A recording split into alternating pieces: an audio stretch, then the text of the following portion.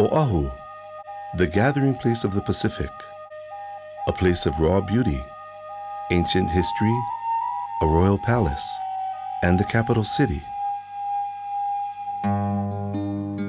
There, carved into the ko'olau, is a humble town, rich in culture and community, a place of blue skies and golden sunsets, a country in the city. This is Papakolea. Oahu is divided into 6 moku, or land divisions. Papakolea is in the moku of Kona, tucked behind Pu'owaina, or Punch Bowl Crater, between Makiki and Paua'a valleys. And when you think of the location of Papakolea itself, you think of Pu'u'ohia, which is the mountain range in itself. And it's another name for Tantalus, but this is a volcanic candor area. And of course, the volcanic area in itself becomes a protector. And I love to look at that as a protector of mankind. It protected the kolea birds. It was an area that protected rainforests, the fruits that we partook of, the trees that grew here that were luscious and whatnot. It has afforded us what we needed to be able to survive and care for our families. First lei makers that were down at the boat harbors, Papakolea. They were our lei stringers, our lei makers. Divers down at the harbor for the money that was thrown into the docks by the tourist visitors off the Matsonia or whatever. Our brothers, our uncles, our grandparents, they were there doing the diving. So when you look at what was given and provided for us, ways and means to survive, we are fortunate to be blessed because we have that protecting us as residents of Papakolea. Once a fertile area, Papakolea was known for growing uala, and until the early 1800s, its upper slopes were filled with sandalwood. During ancient times, the area was used to watch for incoming canoe. Kamehameha the Great used it as a route of attack during the Battle of Nu'uanu, and it was once home to the Royal Guard. Overlooking Honolulu, its residents had a good view of the changing city below. In the 1920s, when their homes and land were threatened, they petitioned for a change of their own. It finally came in 1934, and the only urban homestead was established. My dad was able to receive the homestead back in November of 1943. And there in the homestead, the home that I'm presently living in is the 3rd structure that's been built on that homestead. Knowing how my dad had started, with a Quonset hut, then with a 2-bedroom and 1 bath, and we now have 4 bedrooms, a huge lanai. We've seen that change over time, and that's what continues to make it special, because now it's the next generation, the mo'opuna, that are enjoying the place. My mother first got her lease here in Papakolea in 1953. I wasn't even born yet. It was on a rocky slope. It was on a hill. And I think all the people on our street, Tantalus, have that rocky slope. The 60-something stairs that the family would have to climb up and down every day. Initially, the property, because it was on a slope, and the slope is like nearly a 60-degree slope. So we had one of the steeper slopes. My father built stairs, or either the contractor, somebody built stairs. It was wooden stairs when we first lived on the property. And then eventually my father changed the wooden stairs and he started making cement stairs. But it was a gradual process because of the slope, and But you know, for me, growing up in Papakolea, I probably knew every nook and cranny in everybody's house, and the park was in the back of our house. We could go play with our friends. We would make trails. We would make tree houses and there, pick guava, pick mango, and pick the little cherries, and pick the purple plums, and we would just, you know, have a lot of fun memories. It was lots of fun. We had a dairy up here, Morera Dairy, and he was leasing his property from DHHL. And he had horses, cows, pigs, chickens. He raised honeybees, and they used to wander into our properties all over. But we were used to that, cows eating grass here and there. Life back then may have been fun, but it wasn't an easy way to live. Because we lived on the mountain, it took us a while to get down to Honolulu to do things. We didn't have a supermarket for us to buy our groceries. And for those who did have cars, fine, you could drive down, and the closest store was the Chunhun Market that was on Nu'uanu and School Street. And for those of us who didn't have cars, it was called walk by feet down to Chunhun Market, buy what you wanted, and then carry all of your groceries back home. We would always walk, you know, through the backyard to go stay at Auntie Hoakale's house. And there were no fences, you know, there were no stone walls. And this is, I think, is a big difference. You know, we had dogs we grew up with, dogs and cats and parakeets. And we never did tie up the dogs, you know, until the leash law came into effect. One thing that hasn't changed is the bus route.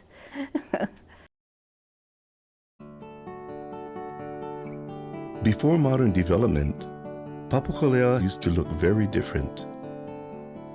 Not only this was considered country, but this is why they put the Hawaiians up here, because it was supposed to have been country. Manoa Valley was all horses and cattle. All in that whole valley was nothing but ranch land. So Papakolea was not any different than right next door Manoa Valley, having ranch land, having horses. In fact, Mr. Tevis was head of the animal control for city and county. So whenever my horse Sugar Babes left Papakolea and went strolling down Prospect Street, my mom would get a call from Mr. Tevis. Hey, Genoa, hey, I think your horse is down here on Prospect Street. You know, and then we'd have to go down and we'd have to go pick up the horse. And usually they walk him to Roosevelt, and you know, we'd pick him up at Roosevelt and bring him back to the trail back up to Papakolea. So that's, you know, that was our experience of, you know, being part country and being in the city at the same time.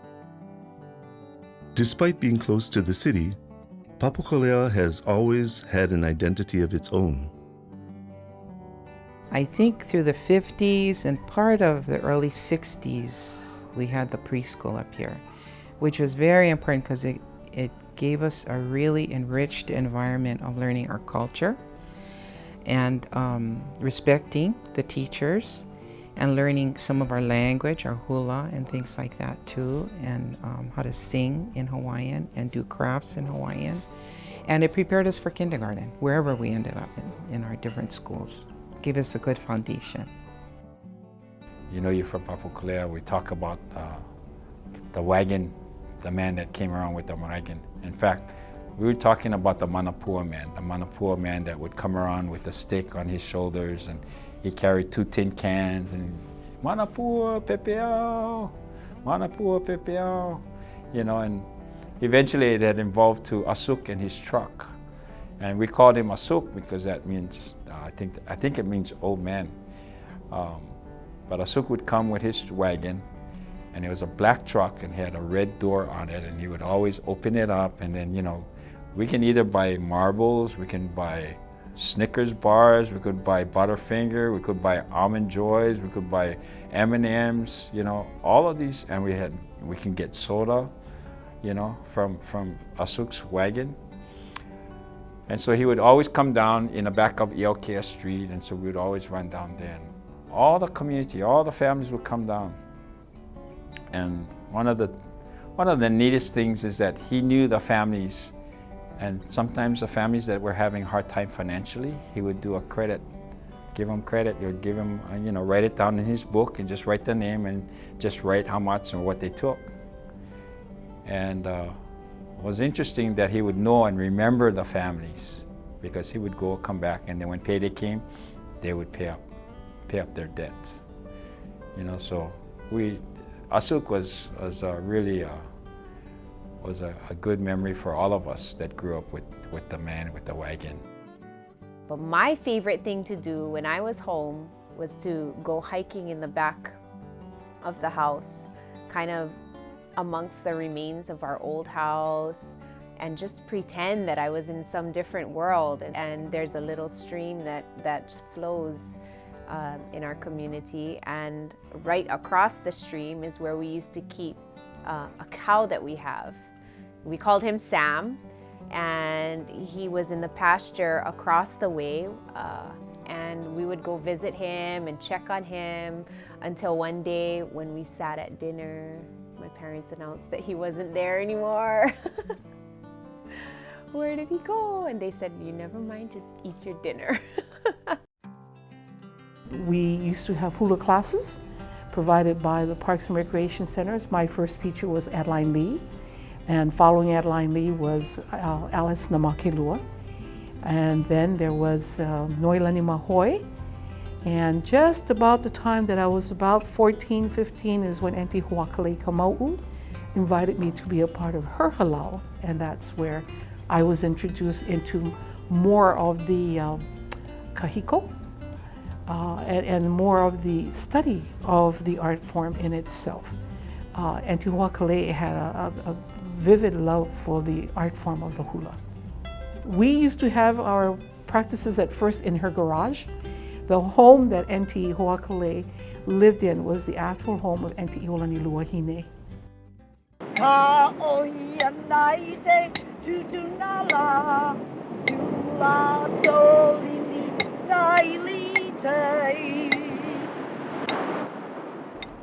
It was her home, and she was one of the first residents there on Ka'ulula'au.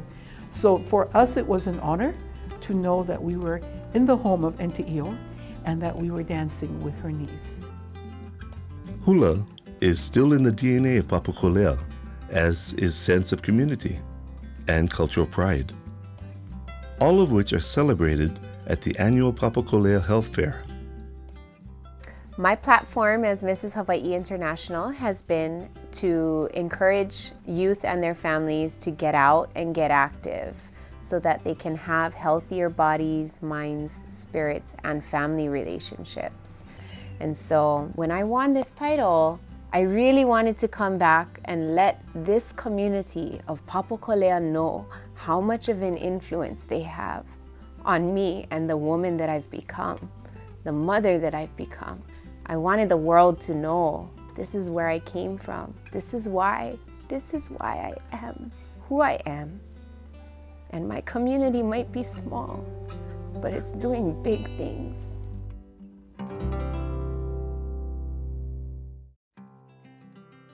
Living in an urban homestead has many positives. So, when they say location, being able to have a homestead here in Papakolea, within Honolulu, not in a rural community like some of the other communities in Nanakuli, Waianae, Waimanalo, or the neighbor islands, makes it very convenient,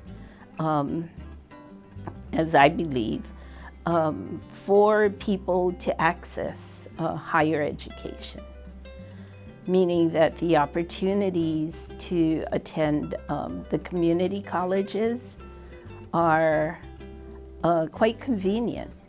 So in terms of education, growth, and development, I believe the location makes Papakolea very special.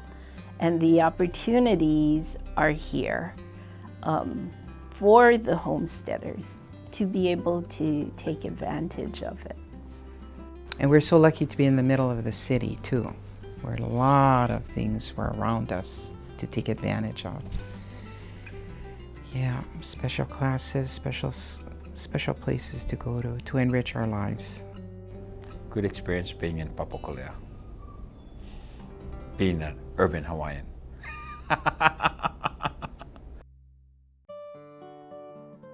But decades of development are making their mark on the skyline.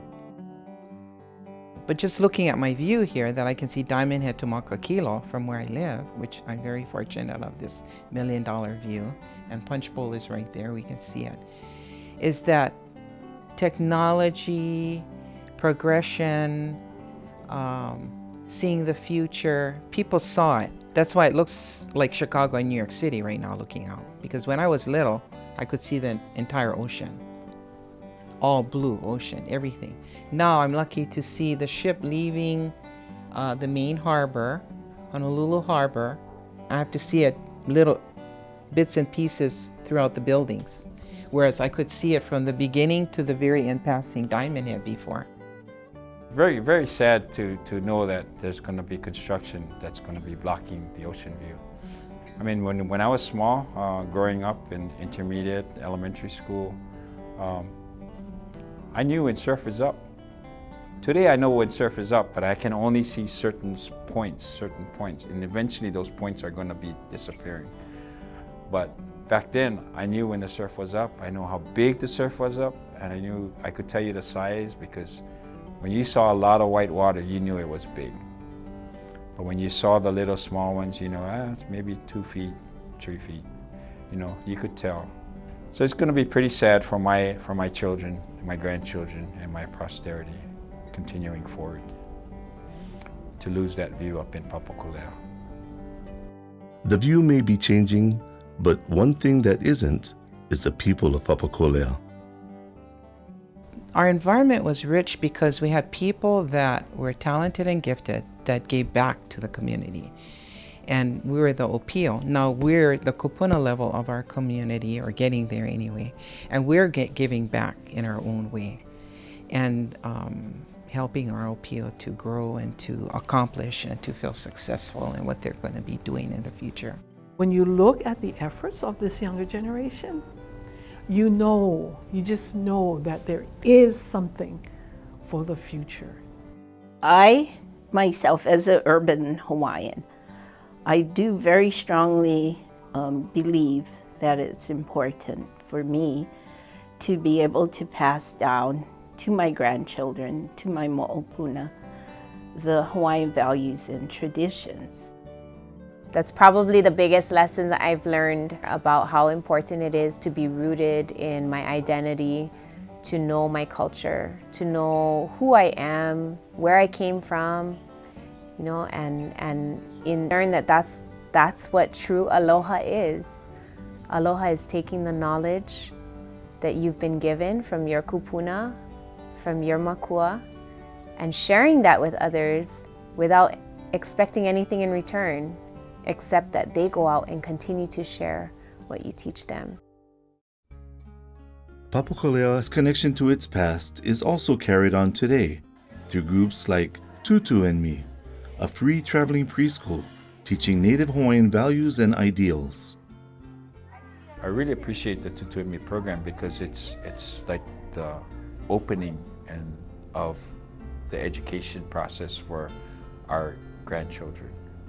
You have the special people coming in and teaching the children.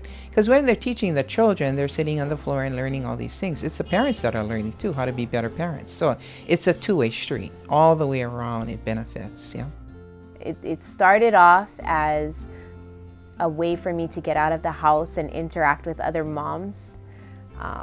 But I realized that it was a lot more than that when I saw, you know, my children had no problem interacting with other children. Because of Tutu and Me, we learned about routine, which I wasn't good at initially. And now when we see the aunties and the uncles, you know, they're all so special to me because they all played a really important part in helping me to raise my children and instill good values in them. Aside from education, it was teaching aloha to our children. And that's why it was Tutu and me. When I lost my tutu, I was constantly looking for things to replace that love, that aloha that you can only get from tutu.